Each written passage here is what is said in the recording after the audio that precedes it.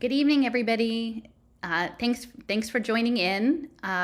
Hopefully that you can hear me. I'm still trying to work out all the technical stuff on this. So I'm going to be streaming from a video recording that I did last night.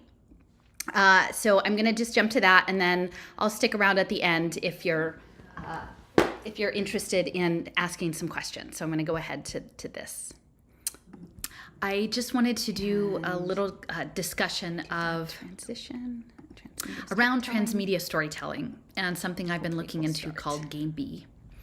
And Game B was an effort that was spearheaded by a sort of a tech guy. His name is Jim Rutt. And he was also a venture capitalist, and was on the former board chair of the Santa Fe Institute, which is working on complexity studies, and later was a fellow in both consciousness and artificial intelligence. And he hosted a series of 5 meetings with a number of people who ended up sort of being connected to the intellectual dark web and sort of a neurohacking movement. And they were sort of reimagining a different future, a different economic construct that ran counter to our present economic construct, which is also dysfunctional. I know that the current situation is dysfunctional, but they were essentially advancing this idea of sort of like a technological utopia. This idea of decentralized, distributed, self-sovereign identity with Web3 technologies that would, like, through, ultimately it would all be this sensor-based technology advance sustainability and human flourishing, right? This sort of also interleaved with the human potential movement. So I've been looking at Game B for a bit, and Steffers actually showed me a video, an animated short film, and it actually wasn't that short. It was about 20 minutes, called An Initiation to Game B. And it was a little bit of live video footage, but mostly it was set inside a video game. Surprise, surprise. And I was looking into who they had a long list of editorial advisors. And so I started to do a bit of a deep dive the last few days of sort of laying out what is Game B, who were advising on this short film. And it was interesting to find out a little bit more about the production company that was behind it, because they are connected to something called Transmedia learning, which is this idea of an immersive reality across multiple digital formats, and to create measurable behavior change. And this was actually coming out of the Defense Department and the Department of Energy, this woman by the name of Elaine Rayborn.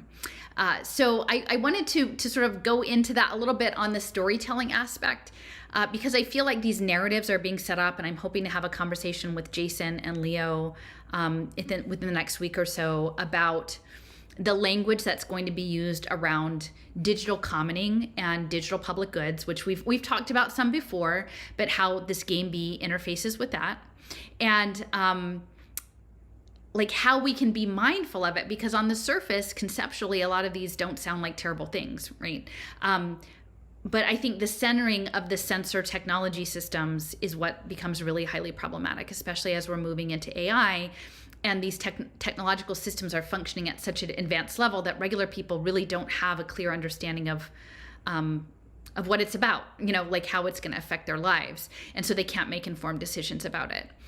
So I'm going to just do a screen share. Let me see.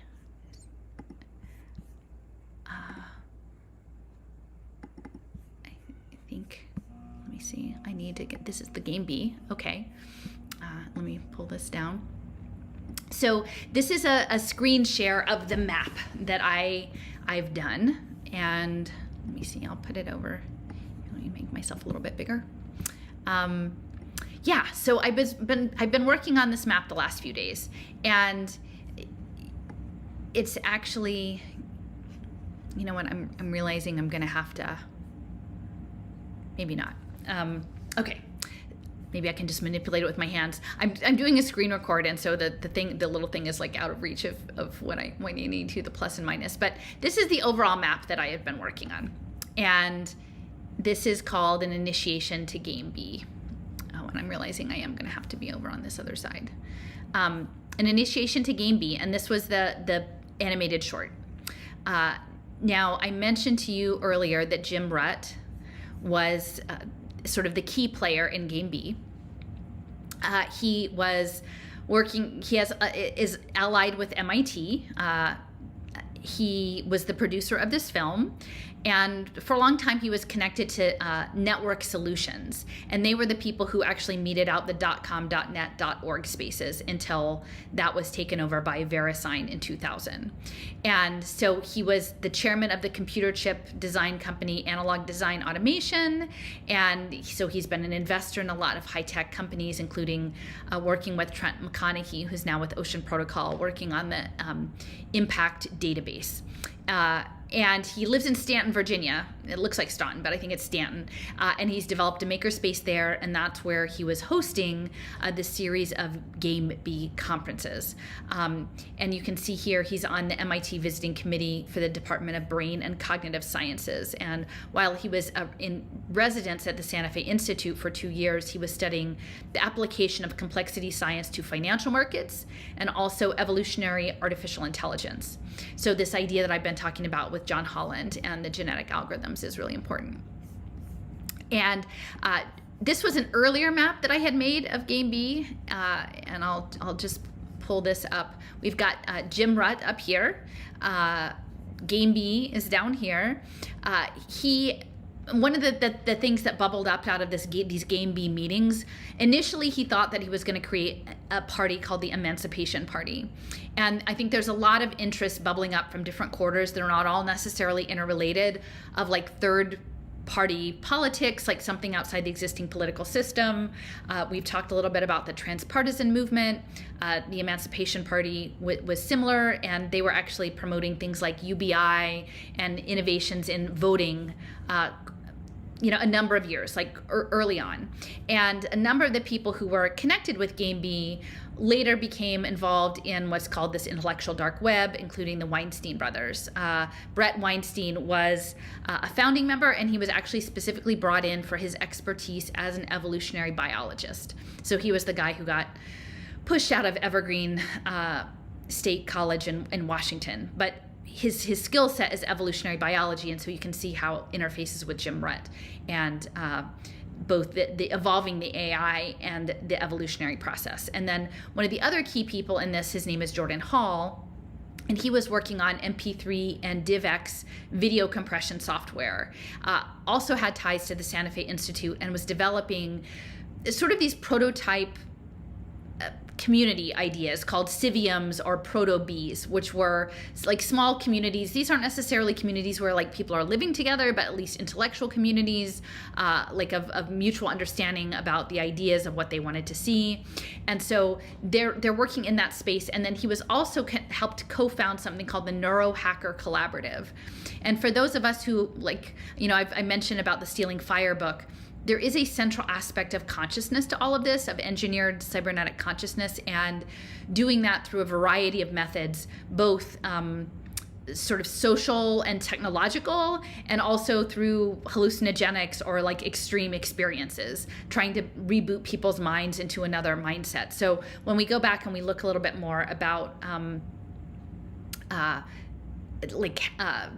the video about the young woman, it's important to know like her initiation is through sort of like falling into a video game, which is an altered frame of mind, and this is something that they sort of allude to in the film, is this altered state. And then one of the other neurohacker folks is Daniel Schmachtenberger, who was this social philosopher who came out of Iowa and this Maharishi International College, and is an interesting character. So, but it's important to understand the game as Game B, as in game theory and smart games.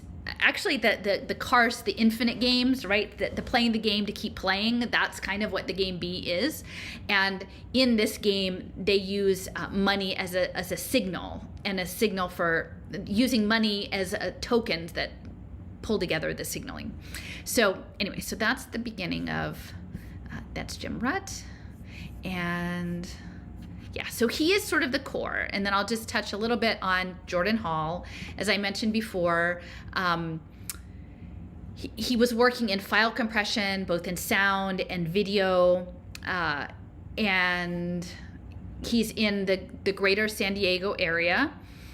He describes himself on his LinkedIn as being part of the Civium project. So a lot of this, the short film was on the Stoa, and there is this sort of harkening back to classical antiquity and like Athens and the Agora and the Stoa and like learning.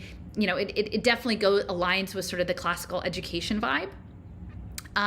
And you know, I just want to mention in Jordan Hall's LinkedIn, the way his about section, it talks about what he's been doing now since he left his major companies in file software compression. It said by the time he was 35, he had raised over $150 million for his company and took it public with a $600 million IPO. And it says he's been influential in the corporate forum and working for social change through the Neurohacker Collaborative on neurotechnology to, quote, provide people with the tools to become maximally capable and fully responsible. So I would say like that fully responsible aspect is connected to like some of the language we're hearing out of Jordan Peterson on his interview with Rogan about his new paradigm that everyone be. Now, I'm not saying that people shouldn't be responsible, but it's interesting when you hear these similar languages to understand the subtext that goes along with it. And that he was working on something called backfeed.cc, where, quote, we are innovating the third generation of blockchain technology and building a stigmergic framework for collective intelligence to scale. So Web3, stigmergy, and collectivism, and that all comes in with the halftime show. So I'm just going to show you a little bit of this Game B film at the beginning. I'll play a little bit of it, and then I have some screenshots that sort of hit the high points for me. I'm not going to play the whole thing because it's 20 minutes long.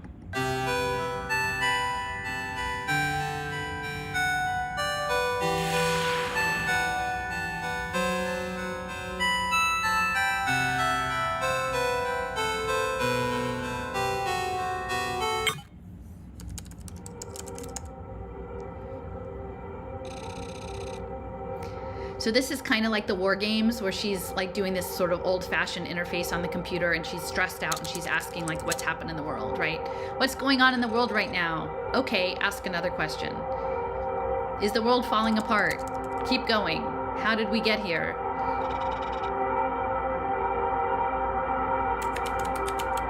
Who's right and who's wrong? What's real and what's fake? Anything else? What should I do? These are all very good questions. It looks like you are already playing game A. Would you like to play game B? Again, would you like to play a game? And it says yes or no, right? You have to choose which game. And she tries no, but then she thinks better of it, and then she chooses yes.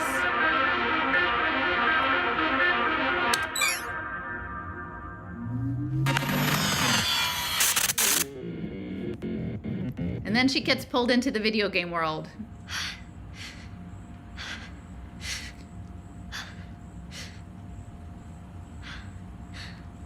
And so these are sort of the three characters that are in this. You have been initiated. Okay, so they've been initiated. So let me see how I get out of this. So, all right, so they've been initiated. She goes into the game and they pull her into this like sort of prehistoric setting, right, with the mammoths and the village and the music, and they're saying, you know, the chief is like, you know, this culture works because they can adapt. They have group strategies to adapt, and these nomadic cultures that work in balance with nature. And so this is the chief is saying this, and you can see at the top there's this toroidal, both blue and magenta, with, you know, the light shooting out of it. So they're introducing her to sort of what Game B is, and the Taurus, this wholeness, this balance, the energy, and I would say very much so. A lot of what's coming, I think, it relates to alternative energy and using our bodies as an energetic source. Steffers has sort of mentioned to me this idea of mitochondria as an energetic source, and they'll actually talk about a parasitic force, where I feel like that they're saying that the Game A, the existing system, has parasitized our minds, and so they're going to deactivate that and have us like rebound within the natural system. But I think, you know, it's interesting to me because the people who are characterized in this are all people of color, even though there were issues with the original Game B groups that were put together. There was some contention around Vinay Gupta saying that, you know, it was a very white-centric outlook, and that, you know, and he's Indian and Scottish, but that people of color, like, that they weren't being fairly represented. And so it's interesting that, again, in this Game B, they've chosen all people of color as the main characters. And I think this is intentional because there is this frame that in order to escape Game A, that we need to go back to Game B, which is, again, more in tune with the land. And if you've watched my work in the past, like I agree with that in general. Like I think, but this is being co-opted, this narrative, and in the co-optation of the narrative and facing this with black and brown faces, telling a certain story, I think it's being driven in a direction that's not actually authentic to those like earlier worldviews, because it's very technology centered. And so at this point, many of the people who, you know, have all the money to buy all the different kinds of brands of people to front these ideas can do that, right? Like they've had 20 or 30 years to bring up a class, a professional class of people who will say, no, this is great. Like we should definitely put everything on blockchain, put the children on blockchain, put the trees on blockchain, you know, put the rivers on blockchain, give them all laws and rights, and then have that all regulated in a cybernetic commons. And somehow that's supposed to be like heart-based and indigenous. And I would contest that. Like I would contest that analysis. So, but this idea of using us as energy, I think, is central to this view here with the torus, and it almost looks a bit like a microchip too.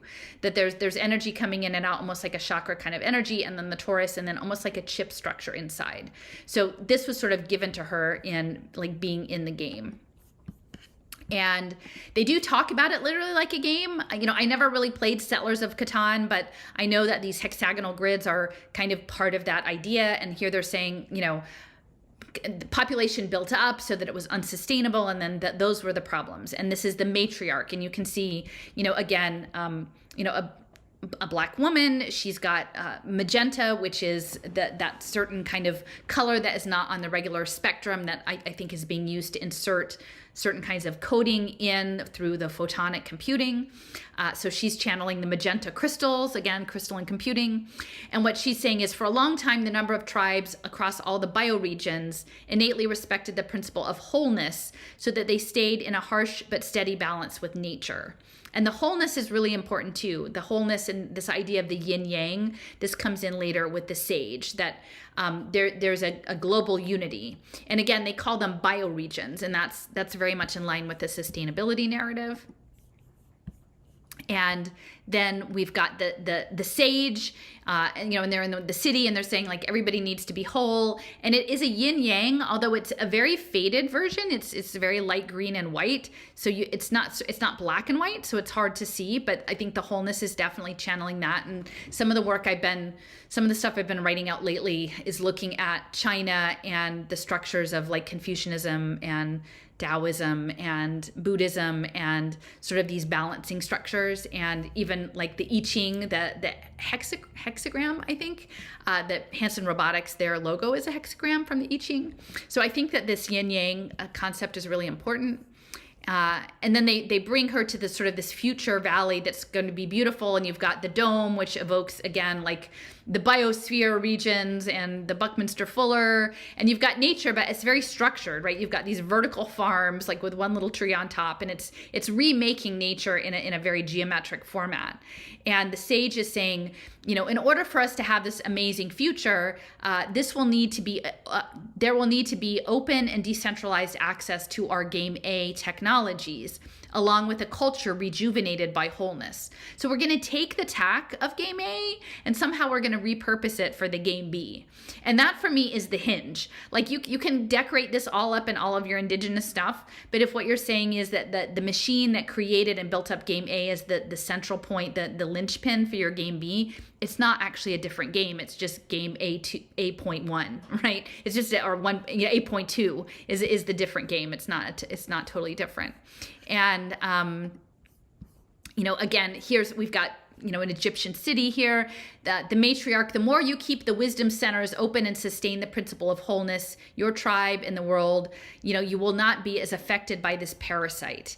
And she's got something on her back, which is the parasite of A, which is like this sort of, it almost looks like a slug, like a grub, maybe. Like it's very plump, this very plump red thing that's stuck on her back of her neck. And again, you see the sword and crystals. So there's a lot of crystalline aspects to these characters. And the circle is behind the chief. And it's a circle with little circles, and they're all running inside of one another. And that's, I think, sort of a reference to the Holons. And let me see. Yeah, the nature creates humans, and humans create technology. And the technology must be used to support the integrity of nature. And so that's something that Leo has done recently, is looking at the natural capital finance space and the way in which the technology is being used to monitor nature. And so, they call it support. I would say it's more like surveillance and cybernetic management. But the Game B definitely keeps the technology front and center. They do mention the idea of spreading these ideas like fungal networks. And that's something that Jim Rutt, when he talks about the fact that the Game B, he had these 5 meetings. There were supposed to be 6, but there was contention within the group. And then it kind of fell apart. So they didn't have the 6th meeting. But he said after that, everything sort of went into spore phase and everybody went off and just did their own projects, but this was still bubbling up in the background. So this idea of fungal networks is really central. And I think it also has to do with the neurohacking aspect. And then, so the matriarch, every day you must return to the symbol of wholeness to loosen the parasite's grasp, which is the parasite. And you've got the wholeness is represented by the yin yang. And at the end, they leave her with this coin, which, is again a little bit evocative of a Bitcoin. I guess it's bigger, than that. It's a different symbol, but it's this heart energy. It's the heart energy with us as a node in the middle. But I would say that node is actually much more about us being like an agent in a distributed network grid. And I think that that coin could actually symbolize that our heart energy, like our bioelectric field, was going to be managed through these node networks in the distributed computing system for broader forms of like mass human computation. And that's something that's going to come up when I deconstruct the halftime show. So that's the main overview of the initiation to Game B. So the girl gets out of the game, but essentially, overpopulation, out of whack with nature. We need to go back to the wholeness, but the wholeness has to come with technology. And of course, that technology is going to be distributed ledger technology. That is going to be the main framing technology. And so, at the end of the film, there was a credit run, like who were the Game B editorial advisors and who did the Game B research. And this was the Starlight Runner Entertainment. And so I thought, okay, I need to know who these people are. Like, what is their background and what is their story? Some of the names are ones that we recognize and some of the names were not. And so that's what I put together on this part of the map. I've got the editorial advisors in the middle, and it's interesting. So it starts off with Nora Bateson, and Nora Bateson is actually the daughter of Gregory Bateson, who was involved in the Macy conferences. And so that's an interesting connection, right? Because like the Macy conferences essentially centering Norbert Wiener's, control and communication and the animal and the machine. So they're getting there, right? Like they think they're getting there. They've got their nanotechnologies and their nanotransducers and what have you. And so Nora Bateson was one of them. She is with the, let me move this down, this International Bateson Institute in Sweden. Again, Sweden is all about the Fourth Industrial Revolution. And she has been promoting her father's work about the ecology of the mind. And it says her work brings the fields of biology, cognition, art, anthropology, psychology, information technology together in the study of patterns in living systems. So again, you've got the complex systems theory going on there. And essentially, a lot of this is about the human potential movement, right? Like improving human potential and optimizing us towards, I think, the world brain. But it's all phrased in a really nice way. and it's fine for people who have willingly decided to participate in that course of action, like that's their life work, is to do that human potential improvement, but that's not everybody's choice. That's not what everybody, and I think some of the tools that are going to be used to facilitate that transition, we don't know enough about to make informed choices. So anyway, so this is Nora, and I think Jason mentioned to me that she was actually part of something called the Warm Data Lab, and the Warm Data Lab, so this is her quote: "Information that does not take into account the full scope of interrelationality in a system is likely to inspire misguided decision making, which compounds already wicked problem. Warm data is not meant to replace or in any way diminish other data, but is meant to keep data of certain sorts warm with a nest of relations intact." And so it's the interconnectedness and it's the context. It's not just any data, right? Like data is the new oil, but warm data shows the interrelationships. And I think that is what the distributed ledger technology brings, is the context, right? The metadata of how this data connects to this data, and then over time in 4 dimensions, what are the patterns? Because what the AI is seeking is the patterns. So they're looking at complex systems, and whether they be families, oceans, institutions, and how they evolve, right? And it says that it promotes a coherent understanding. And then I would simply say, like, for whom is that understanding happening? Another one of the people, so Tyson Yunkaporta, it's interesting, I had seen some of his stuff, and again, I'm very supportive in general of this idea of, an indigenous worldview. I think it's really important. But they do bring up, people who get best-selling books. I think his book is called Sand Talk: How Indigenous Thinking Can Save the World. But we're not really having an open debate on some of these ideas. Like, how does indigenous thinking interface with techno-utopia, right? And who is the authority to be able to say what represents indigeneity, right? And how well it interfaces or doesn't with these new technological ideas, with complex systems in AI and evolution. Because as best as I can tell, a lot of the optimization programs run very close to a eugenics program, which is really at the center, like, of what was attempted to erase indigeneity off the earth. And so, like, you could make a very strong argument that a lot of these technologies are simply fancied up eugenics programs, right? Not liberation programs. But again, you do have individuals who are made to be, well-known influencers. And, again, much of what they say may resonate, but then the alliances they make and the narratives that they're pushing, once they get to that point, then it makes it more challenging to question those narratives, because then you've got people from, marginalized groups in the group representing. And so then it becomes more complicated. So I think Tyson Yunkaporta is serving that function. I think once on Twitter, I was sort of trying to get into it, like commenting on one of his talks about education system, and that they were going to pull out, non-traditional education and how important that was, but it was all being understood outside of the context of vouchers and digital identity.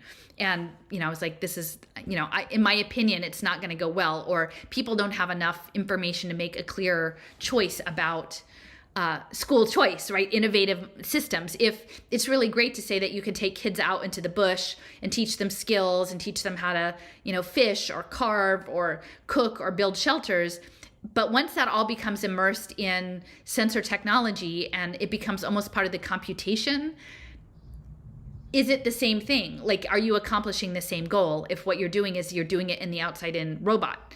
And these are questions that we're not educated enough to really have yet, because people don't even know that that's a consideration. So again, Yunkaporta is a senior lecturer in Indigenous knowledge at Deakin University in Queensland, I think, and he was at Monash University before that in Victoria, Australia.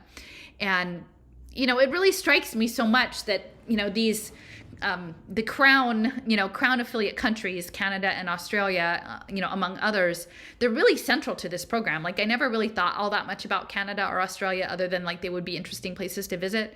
But really, a lot of the sort of very high level technology and defense technology is tucked away in these countries that are, like, on the surface just, friendly, but they seem sort of inconsequential to the larger program. Like, you wouldn't necessarily center them as core nodes of empire, but indeed they are. Okay, so that's Yanka Porta. And then we have Mark Allen Kaplan. He's just in film production. He's, again, one of these like spiritualists, hypnotherapy, transpersonal dimensions and using film towards that. My understanding, based on an interview I listened to with Jim Rutt and Brett Weinstein, was that when the organization fell apart, one of beyond maybe the racial overtone aspect was that there was a group of people who were very much, Rutt would say, woo-woo, like that they wanted stuff to be like very like spirituality, like some sort of larger spirituality practice was really important to them, almost to the point that they imagined that it should be a requirement. And Jim Rutt is somebody who's very scientifically minded, and he was very much against that. And I think that the woo-woo contingent was smaller, but if I had to hazard a guess based on how he represents himself, I would think Mr. Kaplan was maybe a little bit more on the woo-woo side, like a media psychologist focused on integral, transpersonal, and transformative experiences through art. So again, you've got this young woman, and she's initiated into Game B by like pushing a button on a video screen that she doesn't really even know what she pushed, right? She didn't have the full picture of what she fell into when she got initiated. And I feel like that's what's kind of coming now with the AI and the neurohacking and the nutraceuticals and the nootropics and the psychedelics, is that people are being initiated into something, are being offered invitations that they're not really clear about. And the media is a major linchpin in selling this to us, both in film and in other kinds of digital media spaces. Then we have Alexander Beiner, who was connected to Rebel Wisdom. I think that Rebel Wisdom was the interview that I was seeing with Jim Rutt. And it says that he is writing a book called The Bigger Picture: How Psychedelics Can Help Us Make Sense of the World. I guess it's coming up sometime this year. And it was a founder of Rebel Wisdom and the director of Breaking Convention, Europe's longest running conference on psychedelic medicine and culture. And a lot of what they talk about is sense making, cultural transformation and sense making. And I think, honestly, like the sense making, because they need for us to be in crisis to create a new transformative moment. They need for us to be in crisis so that they can say it's okay that we can remake humanity in some other form. And so they're always talking about the meta crisis. Now, again, I think that there's huge problems. I'm not saying that there's no crisis, but I think being driven by crisis and frantic panic makes people make not their best decisions because they're not being as thoughtful about it. So anyway, I think Beiner is sort of connected within the sort of psychotechnology space. Bruce Kunkel, I don't know much about the Nitty Gritty Dirt Band. Evidently, he was one of the early founders of it. He was, let's see, what does it say? The band was cited as instrumental to the progression of contemporary country and roots music. And so he went back to the very beginning in the mid-1960s, and he was I guess a singer-songwriter for them. So I'm not exactly sure. I know that music and frequency is really central to the larger program. So Bruce Kunkel was advising on Game B. There's this other person, Ellie Hain, and she has a very loopy website. It's like post-industrial imaginaries, social imaginaries and the breakdown of normality. So everything has to be abnormal. So I guess she's an artist, researcher, and cultural strategist for the post-industrial age. And this image here, for people who might just be listening, has a networked brain, and then sort of a flying magenta angel in one corner. And so she's exploring some different things. She's convinced that the technology means that we're winning. And like Steven Pinker is on task that tech will save the world and we're doing much better with poverty. And she has a little image here, like a really beefy guy with the GIF face, and it says civilization is winning, and it says perhaps because we're not so fucked, or perhaps because we are, and the story of the miracle of progress has been done for a while. But either way, it doesn't matter, because this question misses the main point. Because what's most unnerving about the current world situation is not so much that things are bad, but that we seem to have lost the plot. Everything is weird, normality is canceled, and nothing makes sense. And I would say things don't make sense because, like, they keep saying that we need to work on sense making, but nothing makes sense because they don't want it to make sense because they're keeping behind a lot of the key information that would help make it easier for us to understand what's actually happening. This person, her name is Sharon Lewis. As far as I can tell, she's sort of just a leadership consultant in Guelph, Ontario. Her hashtags on her Twitter are Game B, the network state, and Rome cult. So I don't know, maybe she's a fan of the ethical cult movement. She seems to be involved in sort of the human potential side of things, emotional intelligence and conscious leadership, leaders who care about performance and people. And she talks about living in the field of infinite possibilities and creating magic together with her clients. So again, they want to get in our heads. I think this is a struggle for consciousness, and they want to be able to categorize us and manage us, right? And so the more and more I've looked at it, I feel like a lot of the management theory, the organizational theories that came out of the post-World War II era, the Mad Men era of sort of organizational management and what came after, like really has been about figuring people out, maybe in a work-based setting, maybe in a human resource-based setting, but sort of like dialing in on these idea of archetypes and group dynamics, and then how to manage that for what is to come, which I think is sort of the master computer program. And let's see, so then we've got Schmachtenberger. He's one of the neurohacker collaborative guys. He's also connected to the Consilience project, again, around sense making. Now, I would say consilience, when I have heard that word, it actually was used in one of E.O. Wilson's books. And E.O. Wilson is the entomologist who was very much involved in building up the idea of sociobiology. And his idea of consilience was bringing together the social sciences and the hard sciences. So sort of like social physics, bringing like the sociology thing into the world of physics and melding them together. So that is Schmachtenberger. And I do have a bit of a map here of him. And so again, we're back to our Game B map up here. And we have the Neurohacker Collective, which is next to Jordan Hall, again, because in order to create these cloud minds, the group minds that they imagine that they're going to build that are a little bit in the line, like Melanie Swan's cloud mind, blockchain minds, they need for us to figure out how to use technology to bridge minds. And I think initially some of these are online spaces, some of these are like Facebook rooms or chat rooms, or, I'm seeing how this works. I've done a couple of those Clubhouse things. And I'm like, yeah, that's sort of this group mind space, like an altered reality. And increasingly they're going to try to make the real physical world computational so that you're moving things in the real world in ways that are reflected in a digital world and reflected in digital computation. So both our bodies and the objects that we interact with are going to be part of a new kind of embodied computing system. So they have to figure out ways of knitting that all together. And so I think that the neurohacking piece is part of that, like networked brain, right? You've got a networked state. They want a networked system of minds that are available on demand to solve whatever big gnarly problems that they come up with. So Schmachtenberger grew up in Iowa, and I didn't know this, but I guess he went to Maharishi International University, and it is in Fairfield, Iowa, and it's consciousness-based education. And that was it. The school actually started out in Goleta, California, and then relocated to Iowa.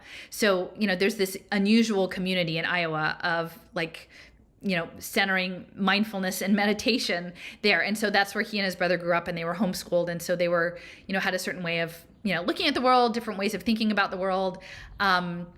He grew up there in the 70s. I guess it was, primarily Vedic architecture.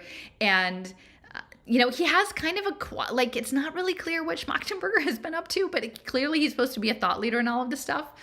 And so he has this Consilience project. And among the advisors, and there's quite a lot of advisors on Consilience, the reason I found him was through this Michaela Uliaru, and she was a Romanian scientist in distributed intelligence systems and self-organizing systems. And she has all kinds of affiliations, including like Singularity Net and Internet Input Output Hong Kong, which is the Cardano blockchain focused on sustainability. And she wrote a whole book for this, From Bitcoin to Burning Man, which is over here, on holacracy, this idea of bottom-up organizing and nested solutions. And that's something I've been talking about a lot in my last series, or writing about a lot, is this idea of bottom-up organizing that's going to be central to their conception of programmable matter. So she's an interesting person who's tied to this Consilience project. And then there's another person, Eugenio Battaglia, who is a designer for Web3 in regenerative finance, and he works for Curve Labs. And he also has interests in neuroscience and global deliberation. And so that's going to be sort of the liquid democracy stuff that'll be connected to futarchy and liquid compute, like liquid democracy, conviction voting, all of these other sort of innovative voting programs. But Curve Labs is based in Berlin. And, Leo and I did a podcast a while back for Silicon Icarus that was actually in part talking about a program through Curve Labs, or affiliated with them, that was like having like live action role play in the parks, where you use a phone to interface with artifacts left in the park as like ritual, like nature ritual. And they were even using sort of esoteric words like sigils and oracles, and but in a gamified context with nature. So I've always had kind of my eye on what Curve Labs is up to. So Curve Labs' connection to Consilience is also interesting. So that's a little bit about Schmachtenberger. And then Jim Wang is interesting. Oh, you know what? Pardon me on this. I think I have the wrong thing. I thought Jim Wang was the same as Peter Wang, but I might be wrong. So hold me on that. I need to look that up. I thought Jim Wang was connected to Anaconda, but it may not be. So we'll just skip over that one. And then I have Zach Stein. Again, going back with the education, he's sort of into learning engineering based on like sort of justice reform. So they're going to come up with a new way of educating the kids. But, he's educated, he was educated at Harvard. So he's not really outside the system at all. And he had a nonprofit dedicated to a research-based, justice-oriented reform of large-scale standardized testing. So they want different kinds of tests now. Like they're going to want, like, I keep thinking about Iowa, like those Iowa tests or whatever. Like I think they want the tests that are going to tell the computer what kind of archetype, like is our soul, what character are we supposed to play in this LARPy game. And so that's the new kind of education. Like, what skills do you have and what role are you to play in the giant LARPy game? And so it says that he is a scholar at the Ronin Institute, where he researches the connections between education, human development, and the evolution of civilizations. And then he's also connected to the Center for Integral Wisdom and works in integral theory, which is the Ken Wilber stuff. And he advises the Neurohacker Collective. So there we've got another neurohacker bit. And then we've got Welf von Horen in Berlin, who is an entrepreneur in decision-making apps. And so the more I've researched Jeffrey Yass, the more I've kind of come to understand more about the decision-making. And I think a lot of the decision-making is to get data sets to help train the AI and the robots in their decision making, because we have sort of an instinct, like a gut instinct, a human intuition about when we make our decisions. And they're very focused on trying to get rid of any bias, like human bias in that situation, but they're moving in that direction. So those are the advisors. Those are the folks, again, they were listed on the sheet as being the advisors. So I just wanted to sort of get an overview of who they were. And, hopefully you have a sense. They're people who are involved in like personal transformation, neurohacking, alternative media, and alternative futurities, which, makes sense for what Game B is. Now, the guy who he was an advisor, but he helped develop the game. His name is Jeff Gomez, and he was with Starlight Runner Entertainment, based in New York City. It's a transmedia storytelling company. And you can see this is their homepage. They work for entertainment firms, corporate firms, and socio-political firms. And actually, Mr. Gomez has consulted with the U.S. State Department on quite a number of film projects relating to transmedia campaigns. And his background is, it has the hero's journey of Jeff Gomez, and sort of his story is that he grew up on the Lower East Side of Manhattan in a low-income housing area, and he was able to sort of leverage his artistic talent and his vision for imaginary worlds into the creative space of comic books and video games, and then eventually transmedia learning. So we'll talk a little bit about that, what comes next, but he's very much centered on changing the hero's journey to the collective journey, that's the new paradigm.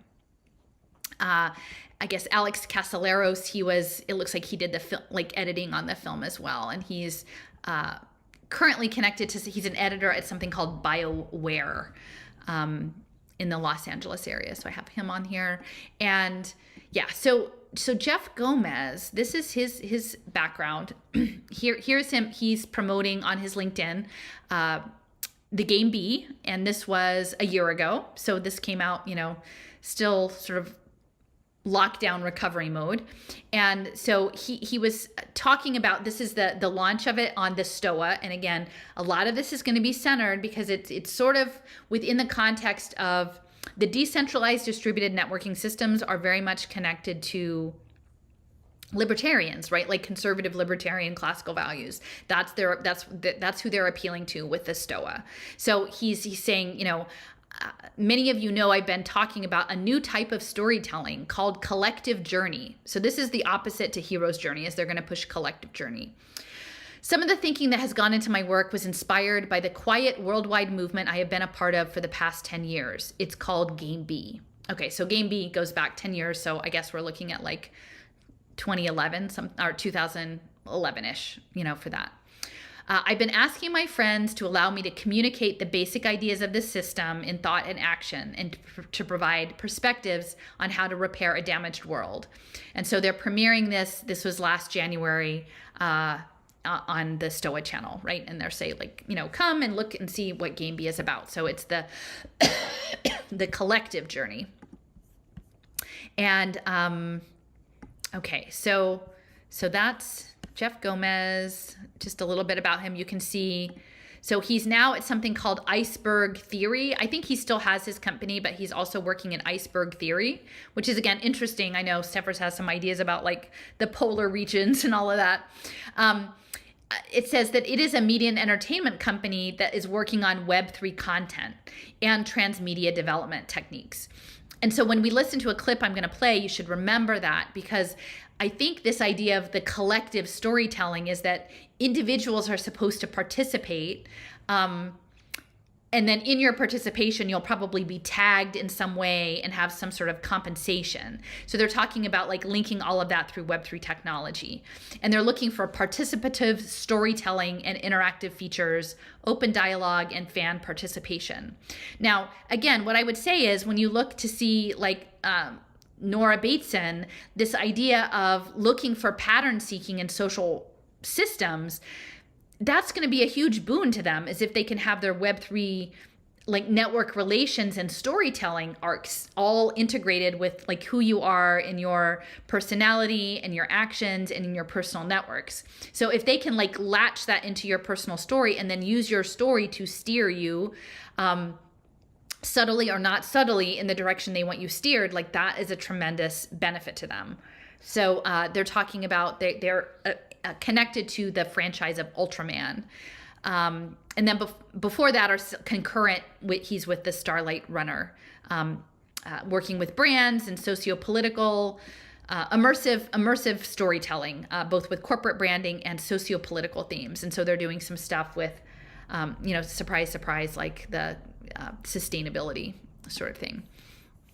But his earlier credits, he started out with Valiant Comics, and then for 2 years was at Acclaim Comics, and then Acclaim Entertainment, which was one of the very early video game operators. And Elizabeth and I went actually out to the building we think was the Acclaim motion capture studio out in Glen Cove on the North Shore of Long Island in January.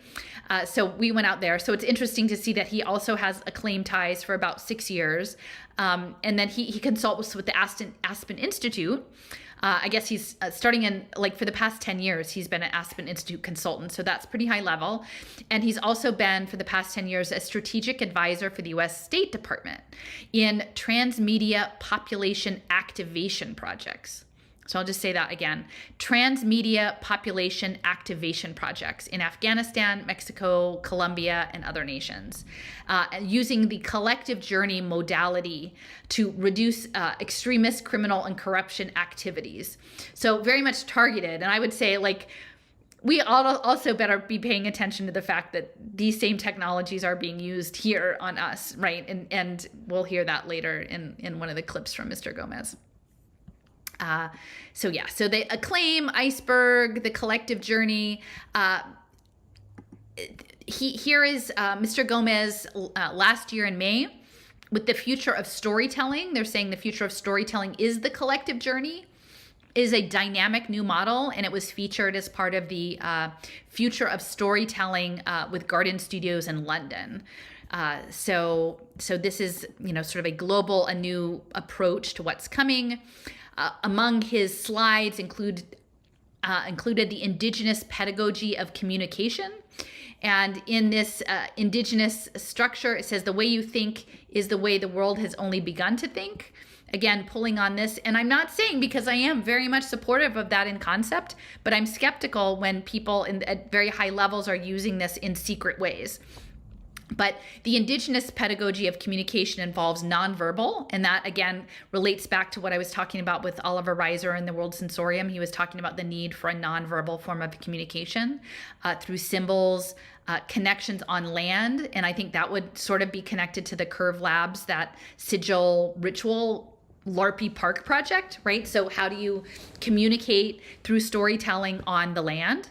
And it's through augmented reality and devices. That you create community links, that you share stories, you create learning maps, and it's nonlinear, and it can be deconstructed and reconstructed. And so there is a participatory element, and I think when we understand human computation and the plans of using us as agents in a multi-agent computing system, probably a variety of communication methods are going to be required, and that they want to be able to use those communications and the story narrative arcs to, again, direct us, to direct our attention, to direct our habits and our behaviors. They've got, like, the story world development for the collective journey. He says, so instead of making the conflict linear, you should have a system that no one person can fix. And so I think this idea of the new digital media will be featuring diverse ensemble casts, right, that work together, because that's sort of what the ant computer does. And that it says, adopt a perspectivist approach that storytellers work to develop the points of view of all characters with respect and empathy. So empathy is a key thing, again, in concept, not a bad idea, but what are we empathizing with? And are we creating data sets that actually allow the AI to learn to be more empathetic? And do we want that? Like, do we want an empathetic AI, or do we just want an AI that just, like, do we want AI at all? But, like, if we have this AI, do we want one that, like, really wants us to think that it loves us? Or do we want, like, one that's just business as usual? So I think that a lot of the empathy data that's being collected through the messaging and how we interface with the media will be used for these training sets. There's a whole Medium article about this new storytelling model and how important it is. Now, I would say the collective journey, again, is being positioned in contrast to the hero's journey. And it has a lot to do with the Game B, with collective organization. And it's so hard because I'm not against these things in concept. I'm just against them, like, happening without it being out in the open, like general people understanding what's going on. Yeah, so I would be interested. I don't pay attention to a lot of popular culture, but like, are you seeing a lot of ensemble casts? Like, are you seeing a lot of collective problem solving? Is this something that's bubbling up? Because it sounds like it says the collective journey model explains some of the striking and far-reaching changes that are happening, such as rapid self-organized social systems like Black Lives Matter, seismic socio-political change like Arab Spring, Brexit, Trump, and major corporations brought low by instant backlash. And again, I would say we have to actually understand that some of those things are probably triggered and engineered, and then people sort of have a cascade of reactions and get drawn into them. But I don't know that a lot of those things are necessarily truly authentically organic. So they're using the collective journey as the new model. And yeah, it's just, I have a lot of this because I think it's useful. I'll put the link to this map that you can go explore in here too. But they have archetypes in here, the gift to the world's collective, and then like, are you a champion, a steward, a lover, a sage, a trickster, a creator, an explorer? And they're all of this sort of lotus-shaped rainbow petals, and then it's sort of an interface for like how you work in the collective, and that is, again, that's going to be the computer project. And this author of this particular Medium article on the collective journey, she identifies as the regenerative entrepreneur. So Mary Zuckerman, that's sort of what she's about. And so that's the collective journey. And then to me, this immersive, the collective journey is very much about immersive qualities. This is a podcast, and I'm not going to play it right now, but it's Mind of the Future, and it's Jeff Gomez on transmedia and immersive storytelling. So like, you actually get into the story, and sometimes you don't actually know if it's a story or if it was real. And I'm still working on writing up sort of an analysis of the Tar movie about the conductor, but it was blurring reality and the digital world and the real world. And they played with it in terms of how it was marketed and how it was rolled out on social media, that it was not always clear that the Lydia Tarr, who is the main character in that film, was not in fact a real person. But they were playing with you because a lot of people thought that this was maybe a movie based on a real life person. And then they come to find out that it is just a character, but then there's some stuff out on social media that makes it seem like she actually is a person and has a Twitter account. So there is this blurring of the line between how we perceive reality. And that's the digital space. They're definitely working on the mind-bending stuff there. And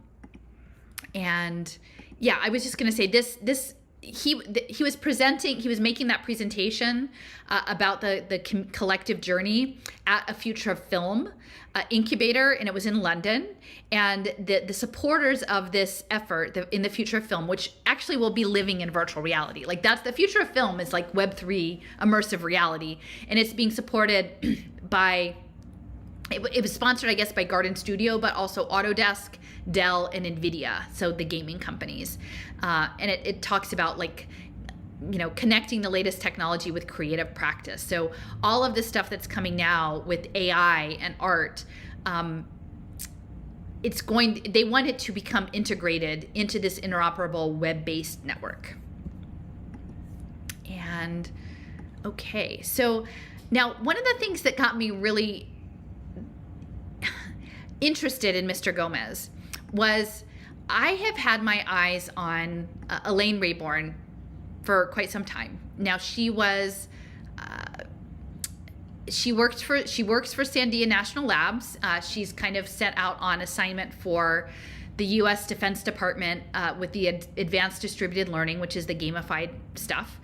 And she helped develop the transmedia storytelling space. Now, she would frame it that it was within military operations, and so that you would train both in written, iPad, video screen, Internet of Things reality, immersive simulations, and that the same story arc, but somewhat decentralized, not linear, would happen in all of these platforms. And so she developed that for measurable behavior change. So this is Elaine. Again, it says that she is a social scientist in statistics and human systems, the human systems group in applied cognitive science. So a social science scientist in the statistics and human systems group. So human systems, that's what we're talking about. And again, keep this in mind later when we talk about the halftime show. She focuses on the future of remote work. All right, so that's clearly what's happening.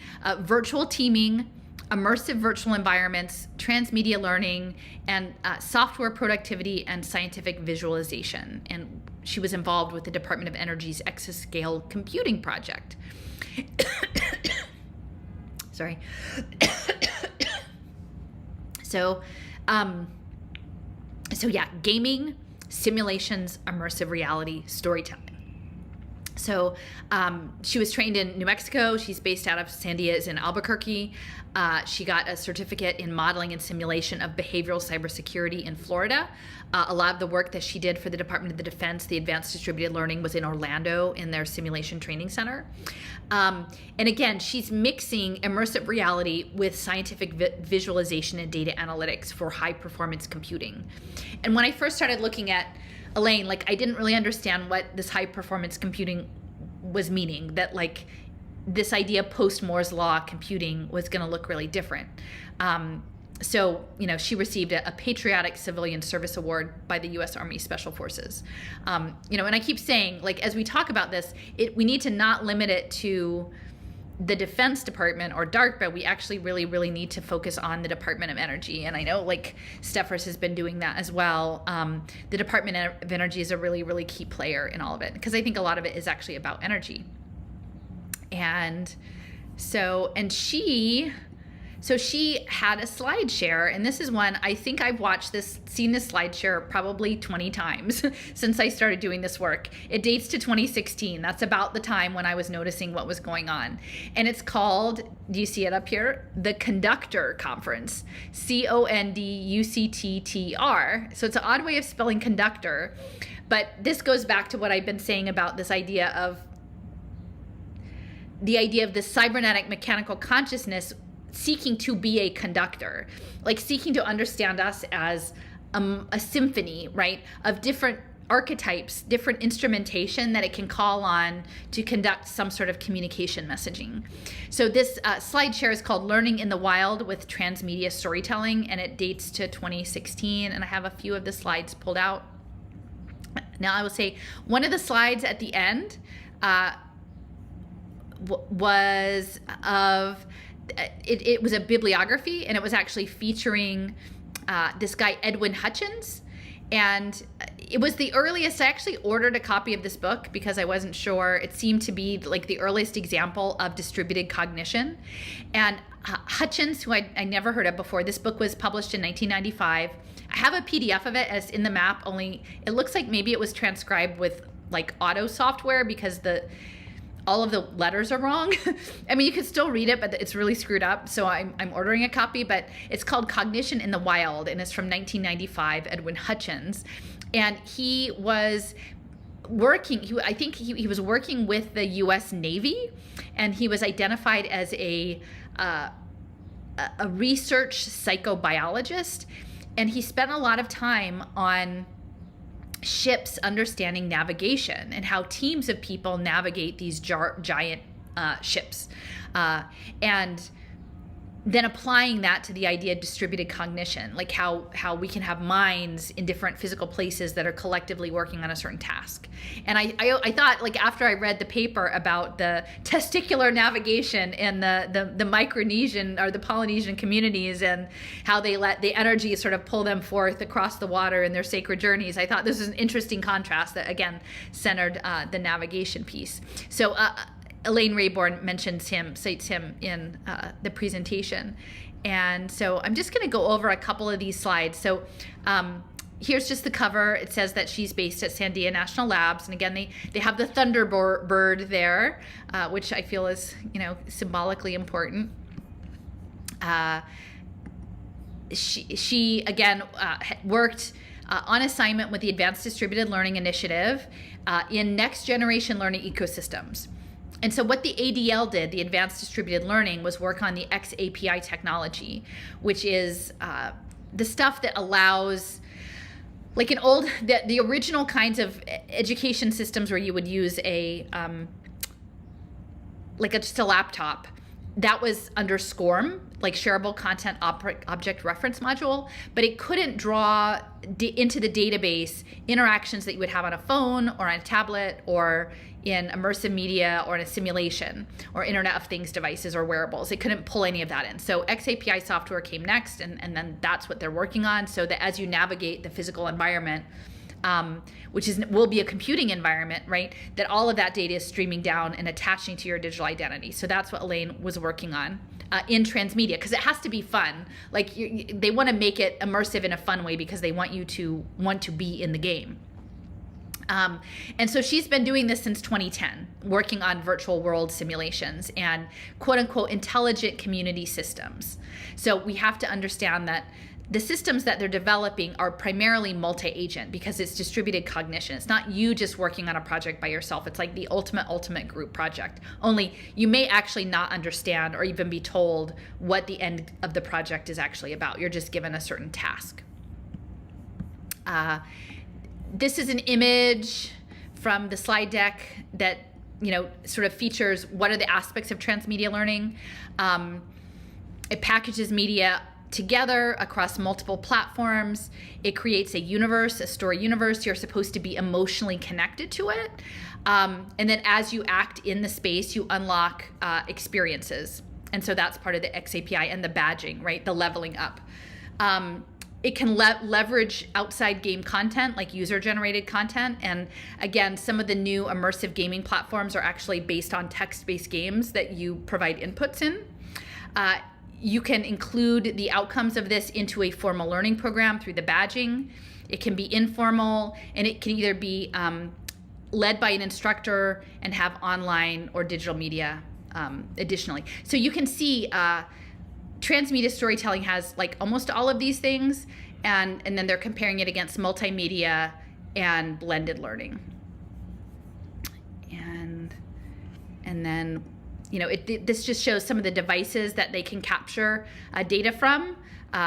You know, print, television, music, the web, mobile, gaming, film. I mean, they still have CDs. This is an older slide deck. Emerging technology. So emerging technology would encompass a lot of what we're talking about coming next with the photonics and optics. That the learning is connected, that our knowledge are not confined to one individual. Again, think of like steering a giant naval ship, that it takes many people. And so that's the mindset that we have to get in, is that they want us to occupy a world that we're working collaboratively with our minds. Now, again, it's hard to say because I'm not like if they were cool projects and they weren't being used to turn the world into a prison, like I might not have a problem with working collaboratively. I actually have been seeking out people like to work collaboratively online.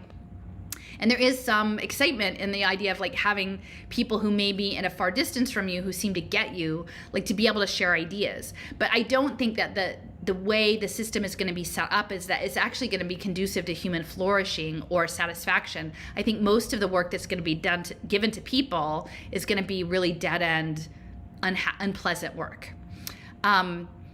It says that information and artifacts mediate communication. And so that's important to know, that the artifacts are like the idea of like unusual interfaces in computation. And that technologies, this is an interesting concept here, that technologies would be a cognitive prosthetic.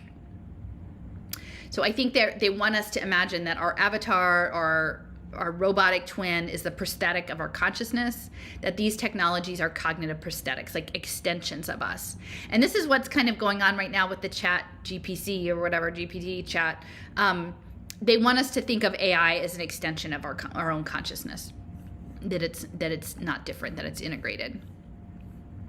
So here is the quote. So this is where Mr. Gomez, like this is where I was like, oh, this is actually kind of serious. So he's quoted in here, Jeff Gomez from Starlight Runner, in the slide deck. It says, learning is a conversation. Regardless of whether a piece of primary content is a film, a TV show, a game, a book, a song, or a toy, it's no longer an item to be presented in isolation, but a contribution to the much larger conversation. Each platform is an instrument in an orchestra to create an immersive, symphonic narrative universe. So just think about that this whole like slide share is based on a platform called Conductor. They're saying all of the elements of the story are part of a larger symphony in an orchestra. So that's very much along the lines of sort of what I've been saying and what I've been thinking. So the fact that Ms. Rayborn, like Mr. Gomez is on Ms. Rayborn's radar and she's quoting him in her slide deck seems significant to me. Here they talk about guiding learner interactions towards emergent outcomes to improve performance. So it's all being guided. You're in a digital environment that is meant to guide you. Here is an image where it looks like, it's in a rural area. It's a militarized zone. It's these soldiers. There's women in hijab and like a market, like a little small town marketplace, and they've got their weapons. And it says that this learning is story driven, and it says LARP, live action role play scenario based training. So again, we have to remember that this transmedia learning, which they were like, the reason I was paying attention to this back in 2016 is that I saw it coming into the schools, and that like when they introduce it to the schools, it's just like, oh, gee, look, isn't this fun? Like it's animated, it's your favorite characters, like you love this stuff. It's, books, but not just books, it's also games and this, that, or the other. They don't tell you where it comes from, right? Like when you see sort of these graphic images of militarization and domination, like it seems less fun, right? It seems less like maybe we should be a little concerned about what the intentions are behind this. Okay, and then, the next generation learner imaginarium. So they've got, again, indigenous practice. This looks like the Pacific Northwest, and you're supposed to be exposed to culture. Now, again, they're doing this in the military to acclimate people to diverse cultures where there's military engagements going on, but then they're going to apply it in other settings. So they're talking about tracking your activity across the media, and that's, again, the XAPI technology and the sensor technology, and that they describe something called the anthropology of free choice learning with personal assistance. So this chat thing that everybody's doing, like you think what you're dealing with is maybe like a search engine, that thing is going to become your personal assistant. Like that's like, if you look at Snow Crash and Neil Stephenson's book, like that's your librarian. Like when he's in there trying to figure out about Sumeria and the Namshubs, and he's talking to the librarian, that's what this chat thing is. So, it wants to be your buddy. Like, right. And you're going to have to pay for it, right? You're going to pay for having your minder. And that is the anthropology of free choice with personal assistance. Let's see. I have a few more of these. The proof of concept here you've got. Now, this is the thing that I don't quite get, how you link the real world with the sensor technology in the virtual world. They're describing the linkages across the physical and virtual, that if the status of a physical garden in the real world indicates in the virtual world what food is available. So if there's a certain food in the garden, it's available in the virtual world. But if it's not available in the garden, it's not available in the virtual world. And later on, I'm going to mention this about the halftime show with Rihanna and her interest in selling metaverse skincare and cosmetics products, like how exactly that works. Like, are they going to have something in there that if you don't actually buy the stuff that your avatar looks really crappy? So what is the market for your avatar? Like, you're going to look like exponentially better if you buy the digital cosmetics. Like, you're just going to be plain if you don't buy their cosmetics. Is it going to be the same thing? Like, if you don't have the cosmetics in your drawer at home, you don't get to use them in the metaverse. Is that how it's going to work? So I don't know, but I think this is really, really useful to think about. And then it talks about the R&D challenge of using social sciences and applying it to learning, using algorithms and technology in the XAPI, and then determining the return on investment for your campaign. Because again, like they've got their campaigns that are the military. There are some campaigns that are about schools. So that would be, I guess their ROI would be improved test scores maybe, or improved, amount of time reading, their literacy rates. But then what is it if it's a corporate client? What is it if it's, some other geopolitical campaign, like a campaign for hearts and minds? Like, how are they all determining that return on investment? And then just, I guess this will be the last. So here are the challenges that they're talking about. Data mining social media, how to bring it to scale, how to help the machine understand what it's seeing, how to have a persistent learner, so to hold all of the data when you're in a virtual world and then you leave and you come back in, that it's still there and it works properly.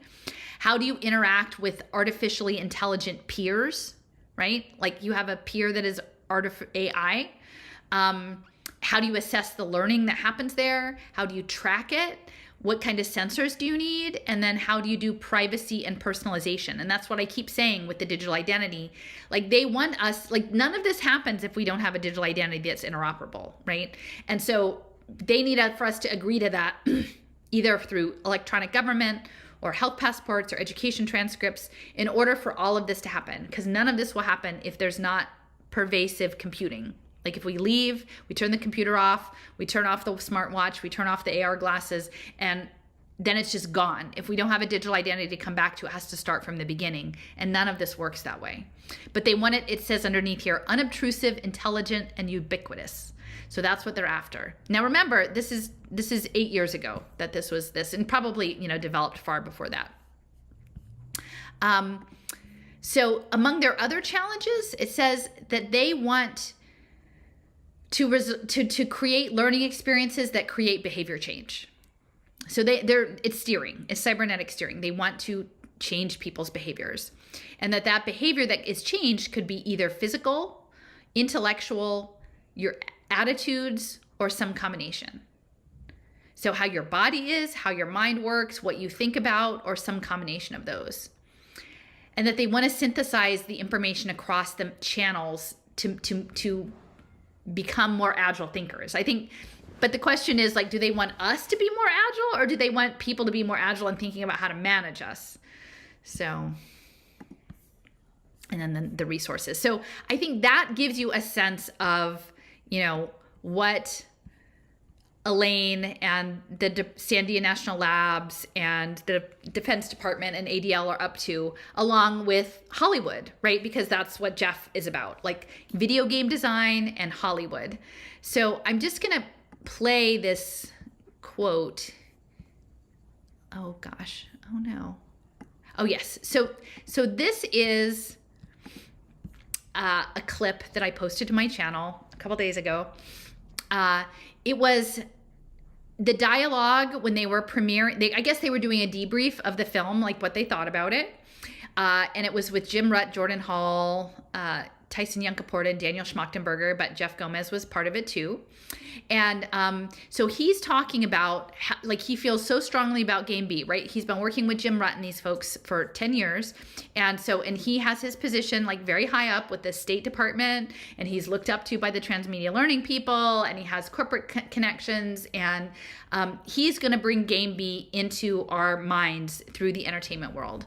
So I'm just going to play this clip where he talks about how he thinks that will happen. Ideas, and the way to do that is a little bit different from the conventional way that we've been telling stories and expressing some of our artwork. I've been talking with Jordan and some of the others here in the room about new modalities of storytelling. Instead of the drama of conflict, can there be a drama of reconciliation? The excitement of attempting systemic change rather than wiping out the bad guy, the engagement that can be accomplished with participative narrative. We have technology that allows for, dozens or hundreds or tens of thousands of people to contribute to the story, even to be credited for their contribution through things like blockchain. That's really exciting. It affords us new opportunities to convey some of the elements of the Game B narrative. It's really exciting to me. In the past, guys, and I know this is a little Trojan horsey, but some pieces of popular entertainment are responsible really for changing attitudes and conversations about things like race and gender, all in the family. There was a soap opera that came from South America about a maid who was oppressed and who figured out how to educate herself through night school. And millions of women across South America in the late 1960s started to go to night school. Will and Grace started the conversation in the popular sensibility about being gay. We can do this with Game B narratives and Game B components. I'm pledged to. I'm going to tell you right here, I just sold something to the Walt Disney Company, and it is going to be shot through with Game B, and I'm going to Trojan horse that thing right through the mouse's ass. So, let's all try and do that if that's our inclination. There can be some Malcolm X's in the room, but a few... Trojan horse through the mouse's ass. This is how Game B language is created. All right. So I want to mention, beyond the Trojan horse part and beyond the Disney part, which I think we're all pretty aware of, but I want to point out where he was mentioning the collaborative nature of the storytelling and that you could be compensated through Web3 technologies. Because what's coming is they want a universal basic income, and then they want this common fare where, as part of that, like the new kind of welfare, that we tell our stories to the AI. And there's so many ways that that's not going to be okay. and then not only are we supposed to tell the stories, but we're supposed to have other people comment on the stories and talk about the stories and interface in the larger social context. And so I think we need to be really, really mindful about how we go about collective storytelling. And then again, are the stories that we're entering into actually a quest that is a computational assignment, right? Are they starting a story and then we enter into a story as ourselves or a character representing ourselves? It's so meta. And then the things that we do in the story or how we participate with others, is that being recorded, and to what end? And are there embedded tasks involved in this stuff? I think it's all very blurry. And again, if you look at Disney, you understand the ways in which entertainment sort of blurs with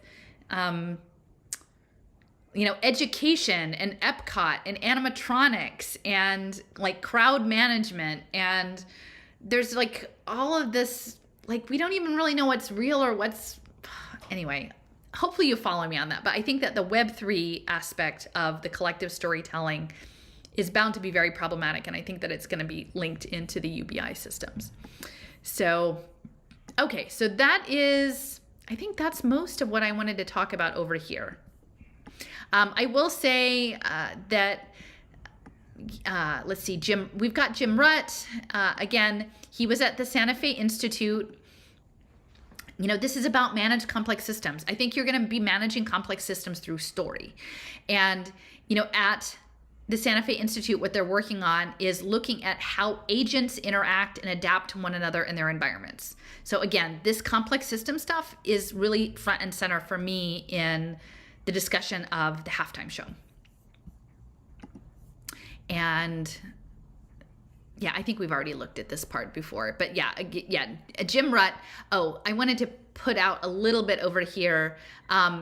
With the Santa Fe Institute, it actually sort of emerged for a lot of scientists that stayed at Los Alamos. And the Los Alamos project is, still there, growing. So Los Alamos is in Los Alamos, New Mexico. Then you've got Sandia and Albuquerque, and then you have the Santa Fe Institute in Santa Fe. And I think that those three are a triad that they need to be considered together. And I was really interested in the origins of the Santa Fe Institute I think in 1983, that some of the initial money behind that was coming from John Reed with Citigroup. And so this is where the complexity theory and the biocomputation meld with the financial markets. They originally started out in a convent office in Cristo Rey. And one of the big things that for me that seemed to have come out of the Santa Fe Institute is John H. Holland, who was the father of genetic algorithms. And again, that's really central to this idea of performance optimization, both for individuals and societies and complex systems. So that's what I wanted to mention about Santa Fe Institute. And I did just put a clip on last night that was about this podcast from the Jim Rutt Show.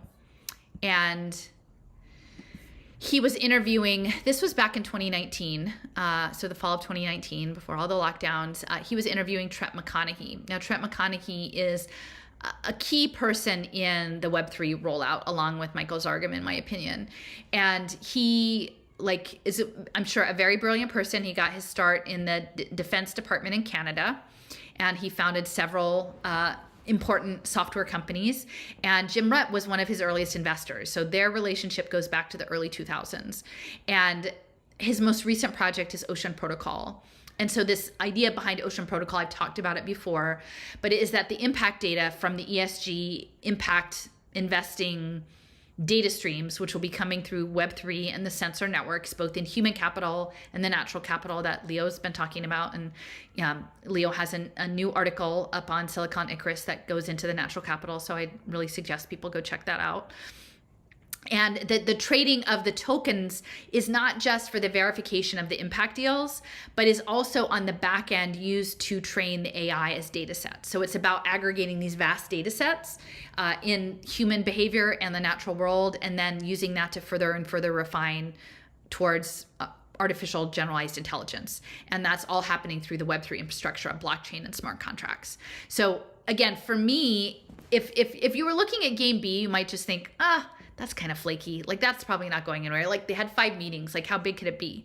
But like within these meetings were significant people who have shown back up in significant ways, like key members of the intellectual dark web, like the Weinstein brothers, the Schmachtenberger guy, Rutt's ties to McConaughey and Vinay Gupta. To me, that this seems pretty important. So let's see. So yeah, again, we've just got the Ocean Protocol. I will just, I've talked about this on a podcast with Shai Danon about the noosphere, but just to revisit in case people, it's been a long time since I've talked about it. Let me see if I can zoom in here. So this is a map that I made.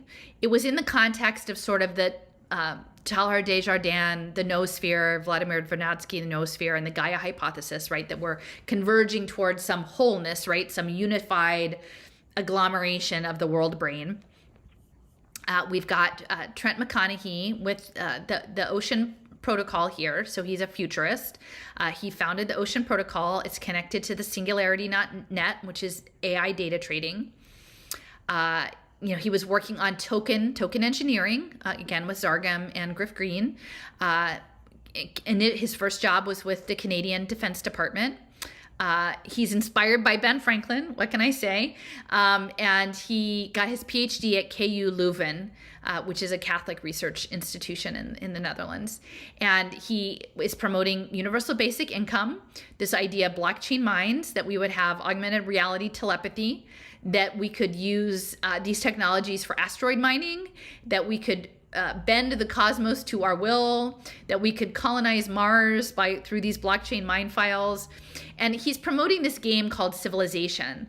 And I think that Joseph Gonzalez had mentioned that to me before. I haven't played it myself, but it's this idea of social evolution and technology trees. And I know I need to learn a little bit more about the technology tree system, but I think that there is going to be something about the complex adaptive system task assignments that's going to be related to technology trees. Because I was listening to Juan Benet talk to Alison Duderman in the Protocol Labs biotech talk.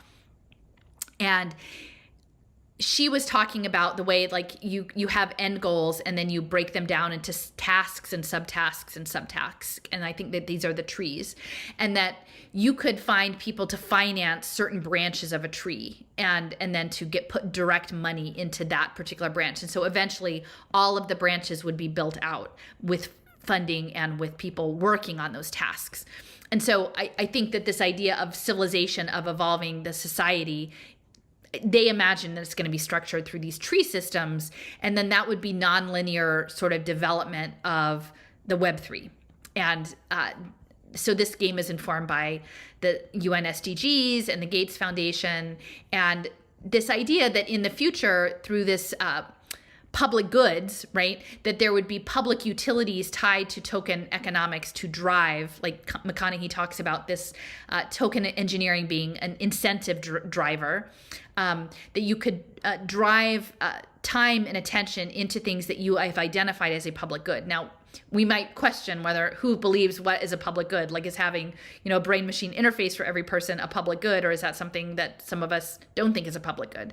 But that is how it's going to be structured. And then there would be finance with this, with Bitcoin addresses. And I think that would be part of the technology tree, is that you could put money into certain branches of the tree for certain projects, and then we would be pulled together as a human computation, like a mass mind, to work on different parts of filling out the tree and building out the puzzle. And that in doing that, I think there was this sense of the Gaia hypothesis that, and that was coming from Lynn Margulis and James Lovelock, I think James Lovelock developed it, and he was also, I guess, maybe into cryogenics, and she supported this idea of the Earth as a self-regulating object, and that, like, I think through facilitating this, we would become self-realized, like through participating in the game of civilization in a balanced whole way through tokenomics, we would be manifesting our true selves and being part of this emergent Gaia hypothesis. And that would all happen through token economies and ESG impact investing. And this would be framed as the transition to the commons and the transition to sustainability. But what they're not really saying is that all of this is tied into global markets with giant bets and derivatives trading and people betting against you and people getting for you.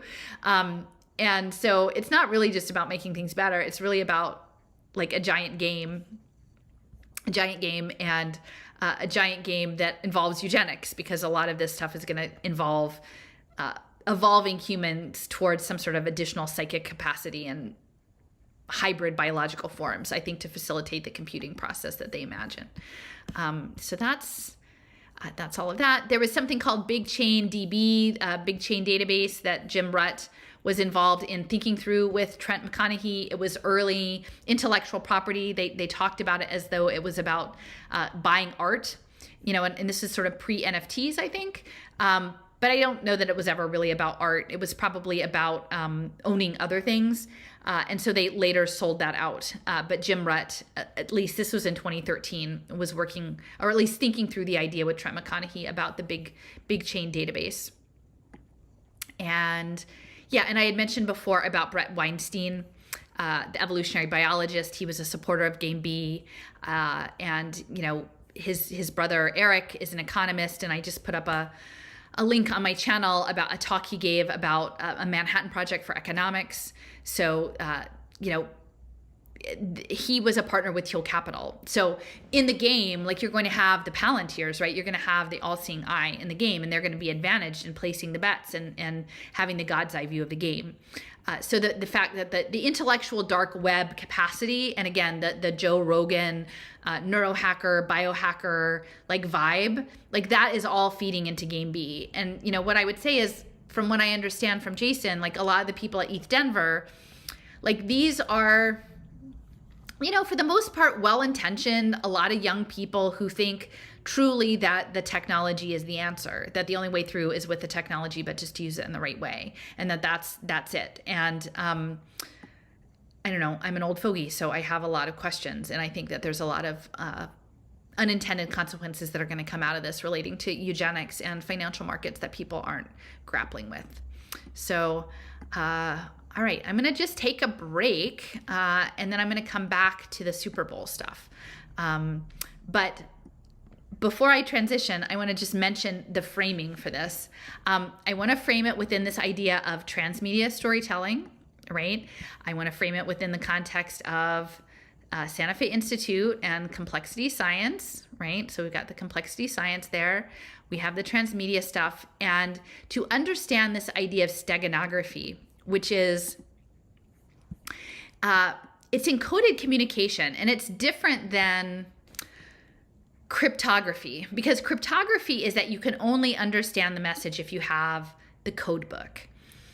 With steganography, it's almost about obscuring the message and telling it in a non-traditional way that if you weren't tuned in to what it meant, you wouldn't be able to see it. And I guess they said that the first incident was, Herodotus, Herodotus spoke about a Greek leader, Histitaeus, who was, I guess, under siege and needed to send a message. And so he shaved the head of his slave, and then he tattooed a message on the slave's head. And then as the slave's hair grew, it covered up the message.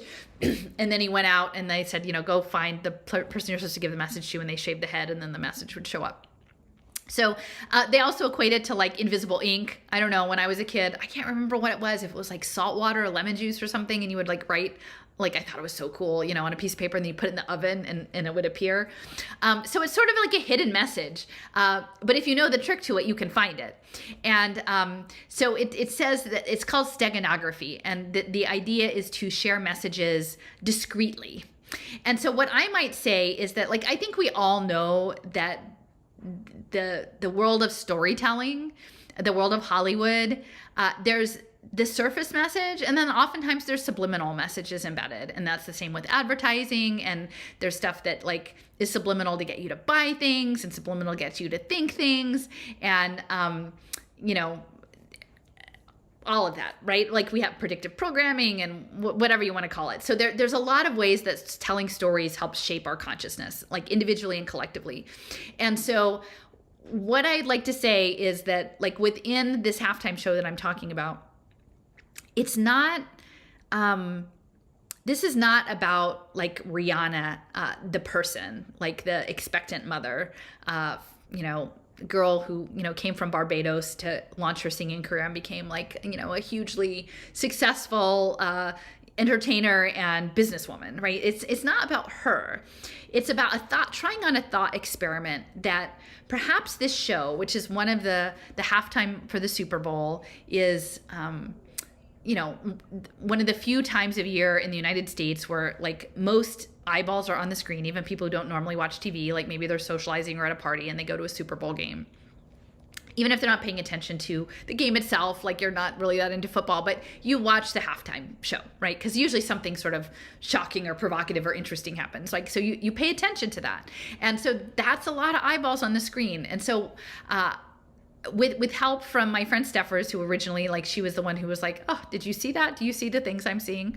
And I said, oh yeah, I see it. I do see some of those things. And so we kind of put our heads together, me with working on the complexity theory and the stuff we've been talking about with Jason, and then her expertise in nanotechnology and optics and photonics, and also just the deconstruction of symbolism. And so we sort of broke down things that we saw in this halftime show, which, I'm so outside of popular culture. Like, I just don't know any of the things. And actually, I didn't even watch it live. I didn't feel great that night, so I went to bed early. So from what I can tell, this is a woman who has not been, in the public eye in the entertainment space for a while, quite a few years. And this was her, big comeback. And people weren't sure what to make of it. They thought, like, maybe there'll be something surprising. Maybe there'll be some surprise guests. Maybe but at the end of the day, the big surprise was that she was expecting her second child. And then that was sort of made visually apparent in the production. And then, but other than that, people were like, well, it was modern. We didn't really know what to make of the people in the white suits, but it was like the hits that we liked. So we like it, right? Like we like it. And there really weren't any big shockers other than the baby part, which the baby part I think is actually really important. But it was quite an odd show. And what I would say is, like, for someone with a deep background in fashion and luxury brands and design, a lot can be understood from within, like her relationship to the other dancers on the field. And I think it was sort of a coming out show for like a lot of the technologies that are being developed in Phoenix, which is where the Super Bowl was held, or just outside of Phoenix, and Philadelphia and Kansas City in biotech and nanotech and quantum computing and high performance computing and complex systems, and that baby is kind of a symbolism of this new era that is upon us.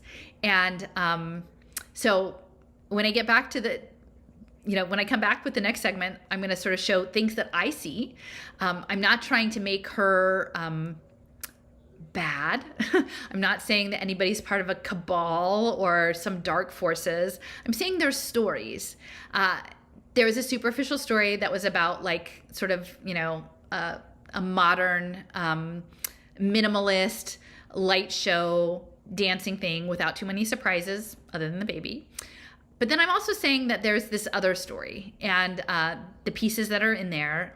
And I don't even know, like, honestly, that she's the person who would necessarily choreograph all of it. Like, clearly she's a very capable person. I'm sure she was involved in it. But when you do these halftime shows, it's not just one person's decision. Like, this is a whole industry, right?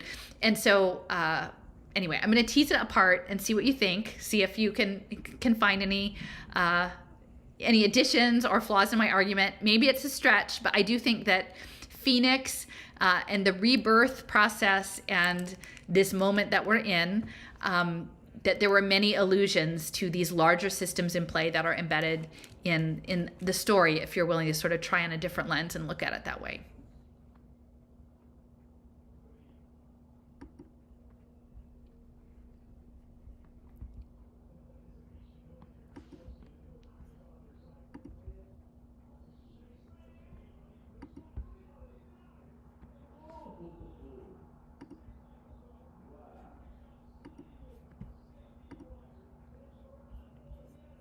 All right, I'm not sure if you can hear me, guys. I'm not great with the breaks, but thanks for joining me this evening. And so tomorrow evening, we're going to be